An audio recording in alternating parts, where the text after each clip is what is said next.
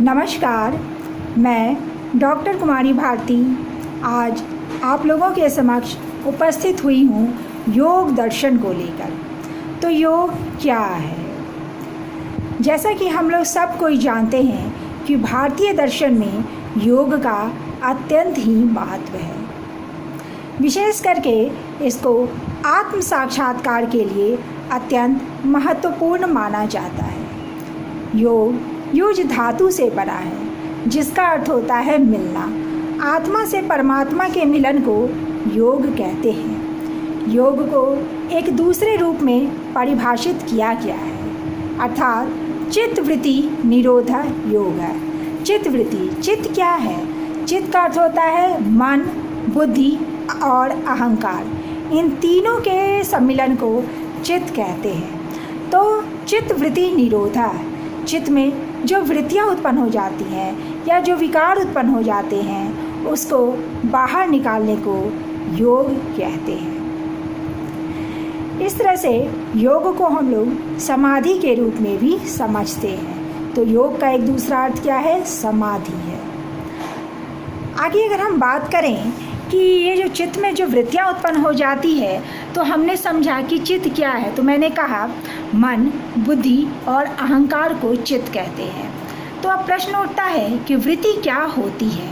तो वृत्ति वह होती है कि जब हमारा चित्त, जो हमारी इंद्रियां होती हैं, जब बाह्य विषयों से सन्निकर्ष, जब बाह्य विषयों के संपर्क में आती हैं तो उन विषयों का आकार ग्रहण कर लेती है। और जैसा कि हम लोग सब कोई जानते हैं कि पुरुष और प्रकृति दो तत्वों की व्याख्या की गई है। तो जब पुरुष का प्रतिबिंब चित्त पर पड़ता है तो पुरुष का जो प्रतिबिंब चित्त पर पड़ता है वह प्रतिबिंब जो है वह चित्त से जुड़ जाता है और उससे एकाकार होकर के बद्ध जीव के रूप में वह अपने उससे एकाकार करके वह उससे जुड़ जाता है, यानी कि वही हमें बद्ध जीव के रूप में प्रतीत होता है, जिसको हम बद्ध जीव कहते हैं। तो उस पुरुष का प्रतिबिंब ही है जो हमारे चित्त पे पड़ता है और उस चित्त से वह एकाकार हो जाता है। तो इस तरह से हम देखते हैं कि अगर हम बात करते हैं चित्त वृत्ति निरोधा की, तो चित्त हमारा मन, बुद्धि, अहंकार हो गया। और वृत्ति क्या है? तो वृत्ति वह होती है जो हमारी इंद्रियां होती हैं, जब बाह्य विषयों के संपर्क में आती है तो जो आकार को ग्रहण करती है उसे हम लोग वृत्ति कहते हैं। अब है कि चित्त तो हमारा जड़ होता है, तो इसमें चेतना कहाँ से उत्पन्न होती है? तो जो हमारा पुरुष है, जो चैतन्य है, जब उसका प्रतिबिंब चित्त पर पड़ता है तो वह चित्त जो हमारा होता है वह प्रतिबिंबित हो जाता है, ठीक है।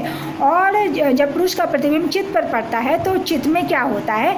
चेतना का प्रादुर्भाव हो जाता है और चित्त जो होती है वो चेतनवत हो जाती है और तब हम लोग ज्ञान होता है कि वह विषय क्या है। तो योग को हम दो रूपों में समझा हमने कि योग क्या है। तो मैंने कहा योग का अर्थ होता है मिलन, अर्थात आत्मा से परमात्मा के मिलन को योग कहते हैं। जब दूसरे रूप में बात आई कि योग क्या होता है तो हमने जाना चित्त वृत्ति निरोधा योगा, यानी कि हमारे जो चित्त में जो वृत्तियाँ उत्पन्न हो जाती हैं, जो विकार उत्पन्न हो जाता है, उसको बाहर निकालने को हम लोग योग कहते हैं। अब प्रश्न उठता है कि चित्त में कितनी वृत्तियाँ होती है। तो जैसा कि हम लोग जानते हैं कि चित्त में 5 वृत्तियाँ होती है। पहला प्रमाण है, दूसरा विपर्यय है, तीसरा विकल्प है, चौथा निद्रा है और 5वां जो होती है स्मृति होती है। तो प्रमाण, विपर्यय, विकल्प, निद्रा और स्मृति, ये 5 प्रकार की वृत्तियाँ हैं। अब प्रश्न उठता है कि पहली जो वृत्ति है प्रमाण, वह क्या है? तो प्रमाण जो है प्रत्यक्ष अनुमान और शब्द को प्रमाण कहते हैं। अब दूसरी वृत्ति जो है वो है विपर्यय। तो विपर्यय क्या है? तो मिथ्या ज्ञान को हम लोग विपर्यय कहते हैं, जैसे रज्जु सर्प का ज्ञान, ठीक है। तो संशय भी इसी के अंतर्गत मान लिया जाता है। तो विपर्यय क्या हो गया? मिथ्या ज्ञान हो गया। जैसे हम लोग रस्सी की जगह सांप देख लेते तो रज्जु सर्प का ज्ञान, और संशय को भी विपर्यय के अंतर्गत माना गया है। अब है कि विकल्प क्या है। तो विकल्प जो होता है वह शब्द ज्ञान से उत्पन्न होने वाला सत्य वस्तु शून्य ज्ञान है। विकल्प क्या है? शब्द ज्ञान से उत्पन्न होने वाला सत्य वस्तु शून्य ज्ञान है। यह कल्पना मात्र है। जैसे हम लोग कहें शस्त्रशृंग का उदाहरण रखते हैं तो यह हमारा विकल्प कहलाता है। तो विकल्प क्या है? विकल्प जो हमारा है शब्द से उत्पन्न होने वाला सत्य वस्तु शून्य ज्ञान है। ठीक है, तो इस तरह से हम लोग इसको समझते हैं। आगे है कि निद्रा। निद्रा किसको हम लोग कहते हैं? तो निद्रा जो होता है वह ज्ञान का अभाव मानी जाती है। निद्रा क्या मानी जाती है? ज्ञान का अभाव मानी जाती है। तो ये मेरी चौथी वृत्ति होती है। अब पांचवा क्या होता है? तो पांचवा होता है स्मृति होता है। ठीक है, तो स्मृति किसको कहते हैं? संस्कारजन्य ज्ञान को। तो स्मृति क्या है? संस्कारजन्य क्या है? निद्रा क्या है? ज्ञान का अभाव होता है, उसे हम लोग निद्रा कहते हैं। ठीक है, तो निद्रा ज्ञान के अभाव को मानी जाती है, किंतु इसके वृत्तित्व में संदेह नहीं किया जा सकता, क्योंकि जागने पर व्यक्ति को भान होता है कि उसे खूब गहरी नींद आई। तो इस तरह से मैंने 5 वृत्तियों की चर्चा की। पहला कहा प्रमाण, जिसे प्रत्यक्ष, अनुमान और शब्द। दूसरा मैंने कहा विपर्यय। तो विपर्यय में मैंने बताया कि रज्जु सर्प का ज्ञान, मिथ्या ज्ञान को हम लोग विपर्यय कहते हैं, और संशय भी इसी ज्ञान के अंतर्गत आता है। अब मैं तीसरा विकल्प की बात कर रही थी। तो शब्द ज्ञान से उत्पन्न होने वाला सत्य वस्तु शून्य ज्ञान, जिसमें मैंने शस्त्रशृंग का उदाहरण दिया। चौथा मैंने बताया निद्रा। तो निद्रा क्या होता है? तो ज्ञान का अभाव ही निद्रा कहलाती है। ठीक है, तो वो निद्रा हो गई। और पांचवा है स्मृति। तो संस्कार जन युक्त ज्ञान जो होता है स्मृति होती है। तो अब वृत्तियां हो गई 5। तो अब प्रश्न उठता है, क्लेश की भी बारी आती है। जब पुरुष, जब हमारा जो होता है वो जब चित्त के संपर्क में आता है, पुरुष का जब प्रतिबिंब चित्त पर पड़ता है तो वो प्रतिबिंब चित्त से जुड़ जाता है, और जुड़ जाने के कारण वो चित्त से एकाकार हो जाता है। और जब चित्त में कोई दुख या सुख की उत्पत्ति होती है तो वो जो प्रतिबिंब चित्त से जुड़ता है, जिसे हम बद्ध जीव भी कह सकते हैं, तो उसे लगता है कि यही अहंकार ममकार का उद्भव होता है। मतलब जब सुख दुख की उत्पत्ति होती है तो पुरुष जो चित्त से जुड़ जाता है, जो बद्ध जीव के रूप में प्रतीत हो रहा है, उसे ही लगता है कि उसे ही सुख होता है, उसे ही दुख होता है, और वह नाना प्रकार के क्लेशों को भोगता है। तो यहीं पर क्लेश की बात आती है। तो कितने प्रकार के क्लेशों की यहाँ पे चर्चा की जा रही है? तो हम देखें 5 प्रकार के क्लेशों की चर्चा की जा रही है। तो कौन कौन से हमारे क्लेश होते हैं? तो आइए मैं बता दूं कि कौन कौन से हमारे क्लेश होते हैं। तो पहला क्लेश है अविद्या, दूसरा है अस्मिता, तीसरा है राग, चौथा है द्वेष, और पांचवा है अभिनिवेश।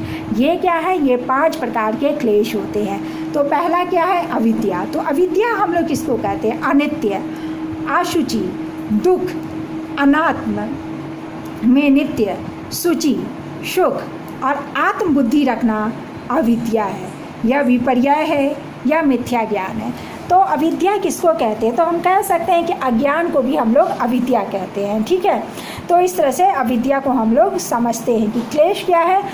एक तरह से अज्ञान है, या हम कह सकते हैं कि अनित्य है, असुचि है, दुख तथा अनात्म में नित्य, शुचि, सुख और आत्मबुद्धि रखना हमारा अविद्या होता है। अब अस्मिता है। तो अस्मिता क्या होता है? जब पुरुष का प्रतिबिंब चित्त पे पड़ता है और वह प्रतिबिंब चित्त से जुड़ जाता है, एकाकार हो जाता है, तो उसे ही हम लोग अस्मिता कहते हैं। ठीक है, तो यहाँ पे बताया गया है कि पुरुष और चित्त जो है नितांत भिन्न है, दोनों को एक मान लेना अस्मिता है। ठीक है, अविद्या क्या है? विपर्यय या मिथ्या ज्ञान है। अब तो अविद्या है।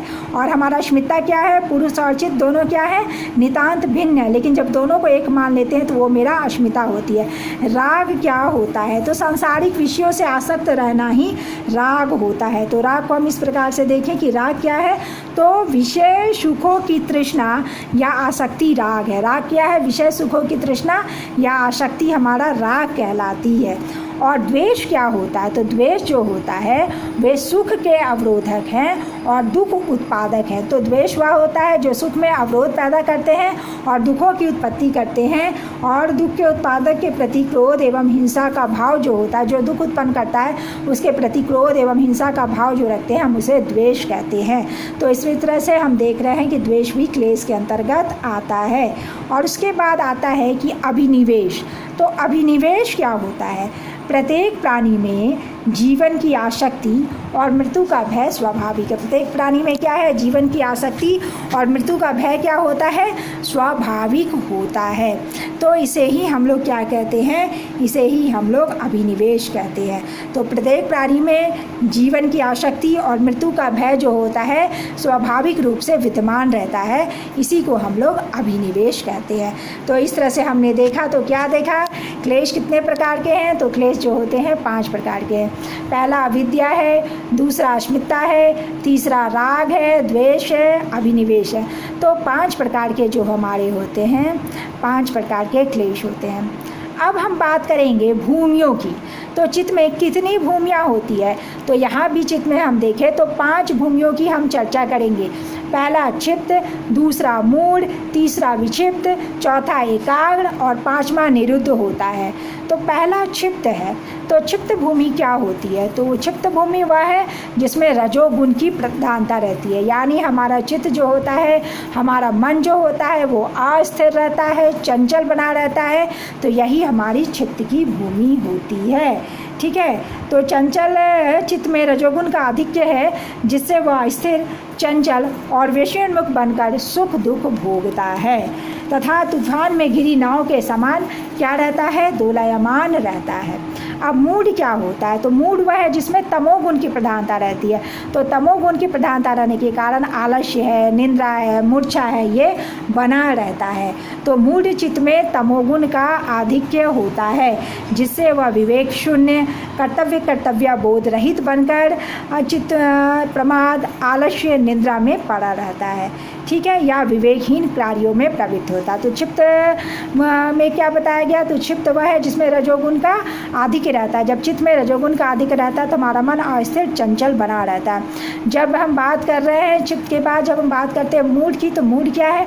मूढ़ में तमोगुण की प्रधानता रहती है, जिसके कारण आलस्य, निंद्रा, मूर्छा बनी रहती है और कर्तव्य बोध का हमें ज्ञान नहीं रहता। अब तीसरा है कि विक्षिप्त क्या होता है? तो अगर हम बात विक्षिप्त की करते हैं तो हम पाते हैं कि विक्षिप्त का अर्थ है विशेष रूप से क्षिप्त, अर्थात अधिक क्षिप्त नहीं है, अपितु क्षिप्त से उत्तम है, अर्थात राजस क्षिप्त चित्त से सात्विक विक्षिप्त चित्त उत्तम है, क्योंकि इसमें सद्गुण के कारण कभी कभी स्थिरता आ जाती है। तो विक्षिप्त वह होता है कि जिसमें सद्गुण की अधिकता बनी रहती है, या सद्गुण के कारण रजस और तम में क्या होता है? उसमें स्थिरता आ जाती है। रजस और तम क्या होता है? यहाँ विक्षिप्त में दबे हुए रहते हैं, और सद्गुण का क्या होता है? यहाँ पर थोड़ा आधिक्य बना रहता है। अब हम बात करते हैं, क्षिप्त भी हो गया, मूढ़ भी हो गया, विक्षिप्त भी हो गया, एकाग्र की। तो हमारा एकाग्र क्या होता है? तो हम एकाग्र की बात करें तो एकाग्र वह होता है जिसमें सत्वगुण की उत्कर्षता यानी अधिकता बनी रहती है, और रजोगुण और तमोगुण दबे रहते हैं, तो उसे हम लोग एकाग्र कहते हैं। और लास्ट हमारा है निरुद्ध है। ठीक है, हम लोग क्या पढ़ रहे हैं? चित्त की भूमियाँ पढ़ रहे हैं। चित्त की 5 भूमियों को हम लोग जान रहे हैं। तो पहला मेरा चित्त था, जिसमें रजोगुण की चित्त में अधिकता थी, जिसके कारण हमारा चित्त चंचल तथा स्थिर बना रहता है। दूसरा तमोगुण है, जिसके कारण मोह, आलस्य, मुर्दा बना रहता है। तीसरा मेरा क्या होता है? विक्षिप्त है, इसमें सत्गुण की थोड़ी अधिकता रहती है, लेकिन रजगुण तमोगुण दबे रहते हैं। चौथा मेरा एकाग्र है, जहाँ की हम क्या होता है? एकाग्र में होता है कि यहाँ सत्व का अत्यंत उत्कर्ष होता है और रजगुण तमगुण दबे रहते हैं। तो ये हमारा क्या हो जाता है? ये हमारा हो जाता है एकाग्र हो जाता है। और निरुद्ध क्या होता है? तो निरुद्ध वह होता है या 5वीं और अंतिम भूमि में चित्त निरुद्ध कहलाता है। निरुद्ध क्या है? 5वीं और अंतिम भूमि में चित्त निरुद्ध कहलाता है। तो यहाँ वृत्तियों का कुछ काल तक निरोध हो जाता है। वृत्तियों का क्या हो जाता है? कुछ काल तक निरोध हो जाता है, किंतु उसके संस्कार क्या होते हैं? बने रहते हैं। जब सारी वृत्तियों और सारे संस्कारों का सर्वथा निरोध होकर अविद्या निवृत्ति हो जाती है, तब चित्त निरुद्ध होकर अविद्या में विलीन हो जाते हैं। या मोक्ष की अवस्था होती है। तो चित्त की पांचवी और अंतिम भूमि क्या है? निरुद्ध कहलाती है। तो निरुद्ध क्या है? यहाँ तक वृत्तियों का कुछ काल तक निरोध हो जाता है, किंतु उनके संस्कार बने रहते हैं। जब सारी वृत्तियों और सारे संस्कारों का सर्वथा निरोध होकर अविद्या निवृत्ति हो जाती है तो चित्त निरुद्ध होकर अविद्या में विलीन हो जाता है। तो इस तरह से हम देखें, एक पैराग्राफ में बांधे कि अभी तक मैंने क्या क्या कहा। तो मैंने अभी तक ये बताया कि योग क्या है। इसमें मैं बताई कि योग जो होता है युज धातु से बनता है, जिसका अर्थ होता है मिलना होता है। तो आत्मा से परमात्मा के मिलन को योग कहते हैं। योग को अगर दूसरे रूप में परिभाषित करें तो हम कहते हैं चित्त वृत्ति निरोधा, यानी चित्त में, चित्त क्या है? मन बुद्धि अहंकार को चित्त करते हैं। वृत्ति क्या होती है? तो जब जो हमारी इंद्रियां रहती है, जब वो बाह्य विषयों से सन्निकर्ष में आती है तो हमारे चित्त में कई तरह के आकार बन जाते हैं। उन वृत्तियों का, उन विषयों का आकार बन जाता है। और जब पुरुष का प्रतिबिंब जड़ चित्त पर पड़ता है तब चित्त क्या होता है? चेतनवत हो जाता है, और तब हमें ज्ञान होता है कि यह विषय क्या होता है। तो इस तरह से हम लोग समझने की कोशिश कर रहे हैं। फिर मैंने आपको बताया कि वृत्तियाँ 5 होती हैं। 5 वृत्तियाँ कौन कौन है? तो 5 वृत्तियों में मैंने बताया कि 5 वृत्तियाँ होती है। तो 5 वृत्तियाँ वह होती है, प्रमाण है, विपर्य है, विकल्प है, निंद्रा है और स्मृति होती है। ठीक है, 5 विपर्य हो गया। उसके बाद मैं आप लोग को बता रही थी कि 5 विपर्य के बाद विकल्प होता है। तो शब्द से वस्तु शून्य ज्ञान विकल्प होता है। तीसरा हो गया, पहला हो गया मेरा पहला प्रमाण हो गया प्रत्यक्ष अनुमान और शब्द। दूसरा मेरा विपर्य हो गया मिथ्या ज्ञान या विपरीत मिथ्या ज्ञान हम लोग बोलते हैं। और तीसरा विकल्प हो गया। चौथा मेरा हो गया निंद्रा हो गई। ठीक है, निंद्रा क्या है? ज्ञान के अभाव को निंद्रा कहते हैं। और चौथा मेरा क्या होता है? स्मृति है। तो संस्मृति या संस्कारजन्य ज्ञान है। तो ये वृत्तियाँ 5 हो गई। फिर मैंने बताया क्लेश कितने हैं? तो क्लेश 5 प्रकार के होते हैं। कौन कौन से क्लेश है? तो अविद्या, अस्मिता, राग, द्वेष, अभिनिवेश। यहाँ 5 प्रकार के क्लेशों की चर्चा की गई है। जब चर्चा आती ही है 5 प्रकार के क्लेशों से होते हुए, तो हम यह भी चर्चा करेंगे कि भूमियाँ कितनी होती है। तो हमने पाया कि यहाँ भूमियाँ भी 5 होती है। पहला क्या क्या है? क्षिप्त है। दूसरा क्या है? मूढ़ है। तीसरा क्या है? विक्षिप्त है। चौथा क्या है? एकाग्र। और 5वां क्या होता है? निरुद्ध कहलाता है। तो इस तरह से वृत्तियाँ भी 5 होती है। तो पहली जो मेरी क्षिप्त है, इसमें क्या है? रजोगुण का अधिकता बना रहता है, जिससे हमारा मन अस्थिर और चंचल रहता है। दूसरा मेरा क्या हो गया? मूड है। तो मूड से क्या होता है? तो मूड में होता है कि आलस्य, निंद्रा, तंद्रा बनी रहती है। तीसरा मेरा क्या होता है? तीसरा मेरा होता है एकाग्र होता है। इसमें क्या है? बाह्य विषयों से ध्यान हट जाता है और मन एकाग्र होने की कोशिश करता है। और चौथा हमारा निरुद्ध होता है। तो इसमें यहाँ पर पूरी तरह से बाह्य विषयों का ध्यान क्या हो जाता है? हट जाता है। ठीक है, बाह्य विषयों का ध्यान हट जाता है। उस दशा में चित्तवृत्तियों का आत्यंतिक निरोध हो जाता है। तो इस तरह से हमने भूमियाँ भी 5 देखी हैं, हमने वृत्तियाँ भी 5 देखी, हमने क्लेश भी 5 देखा है। अब अगर हम अष्टांग योग की चर्चा करें कि अष्टांग योग क्या है, तो अष्टांग योग में 8 प्रकार के मार्गों की चर्चा की गई है, जिसमें बताया गया है जिस पर चल करके हम समाधि को प्राप्त कर सकते हैं। तो इस तरह से योग का एक दूसरा नाम होता है स्थिर योग का एक दूसरा नाम होता है आपका चित्तवृत्ति निरोध है। योग का दूसरा नाम समाधि से लगाया गया है। तो इस तरह से मैं समझ रही हूँ कि आप लोगों को वीडियोस पसंद आया होगा। और अगर कोई भी क्वेरी हो, कुछ जाना हो, तो आप चैट बॉक्स में लिखिए, मैं उसका समाधान आप लोगों